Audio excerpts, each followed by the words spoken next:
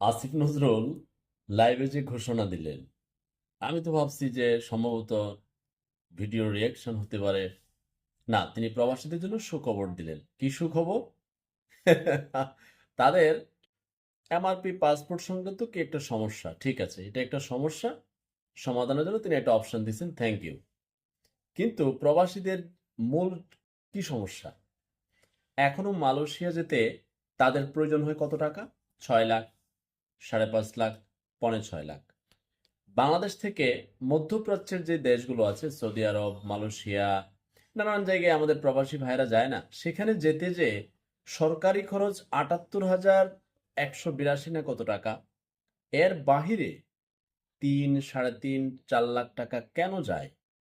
ওইটা বন্ধ করার রাস্তা কিভাবে করা যায় সেটা বিষয়ে আজ পর্যন্ত